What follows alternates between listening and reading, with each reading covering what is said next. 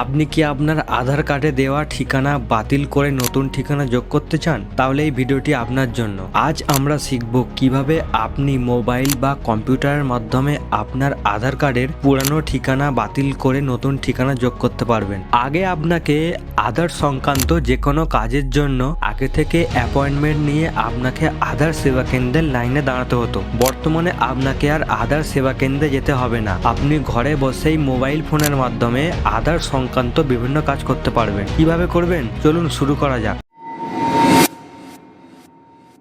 প্রথমে আপনি আপনার মোবাইলে প্লে স্টোরে যান, সার্চ করুন আধার, অ্যাপটি ইনস্টল করুন এবং অ্যাপটি ওপেন হয়ে যাওয়ার পর অ্যাপসটিতে আপনাকে লগ ইন হতে হবে। লগ ইন হওয়া বেশ জটিল কাজ, ধাপে ধাপে যদি না করেন তাহলে ভুল হওয়ার সম্ভাবনা থাকে। অনেক ক্ষেত্রে আপনি দেখবেন এই অ্যাপস ওপেনই হবে না। তাই সঠিক নিয়মে কিভাবে লগ ইন হবেন সে সম্পর্কে একটি ভিডিও বানানো হয়। এই ভিডিওতে সমস্ত প্রসেস দেখালে ভিডিওটি অনেক বড় হয়ে যাবে। তাই ডেসক্রিপশনে যে লিঙ্কটি দেওয়া আছে এই লিঙ্কে ক্লিক করে আপনি আগের ভিডিওটি পুরোটি দেখুন, তারপর আপনি এই ভিডিওটি কন্টিনিউ করবেন। এবার নিচে একটু স্ক্রল করুন, দেখবেন সার্ভিস অপশানে মাই আধার আপডেট বলে একটি অপশান আছে। অপশানটিতে ক্লিক করুন, দেখবেন অনেকগুলো অপশান রয়েছে। এই অ্যাপের মাধ্যমে আপনি নানা রকম কাজ করতে পারবেন, যেমন phone number update, address update, নাম আপডেট, ইমেল আপডেট। ভবিষ্যতে আরও আধার সংক্রান্ত অনেক জিনিস আপনি সংশোধন করতে পারবেন এই অ্যাপসের মাধ্যমে, যেমন ডেট অফ বার্থ আপডেট। আরও অনেক ধরনের জিনিস আপনি করতে পারবেন। এবার সেকেন্ড অপশানে দেখুন রয়েছে অ্যাড্রেস আপডেট। এখানে ক্লিক করুন।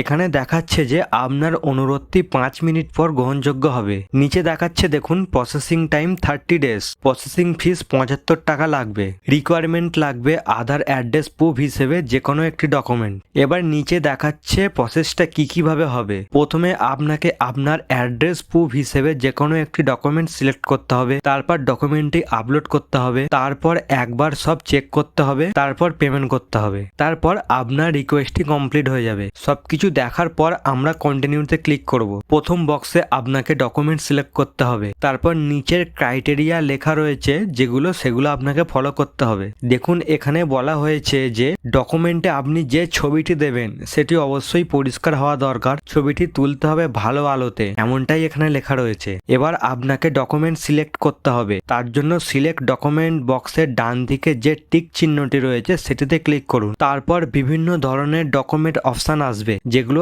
আপনি অ্যাড্রেস প্রুফ হিসেবে ব্যবহার করতে পারবেন, যেমন ভোটার কার্ড, কাস্ট সার্টিফিকেট, বিভিন্ন ব্যাংকের পাসবুক ইত্যাদি। প্রচুর অপশন রয়েছে, আপনি যে কোনো একটি সিলেক্ট করুন। সিলেক্ট করার পর সেই ডকুমেন্টটিকে আপনাকে আপলোড করতে হবে। ডকুমেন্ট আপলোড করার পর আপনার সামনে একটি নতুন ইন্টারফেস আসবে। এখানে সমস্ত ডিটেলস ফিল করতে হবে। করার পর আপনাকে আপনার সমস্ত তথ্য একবার চেক করে নিতে হবে।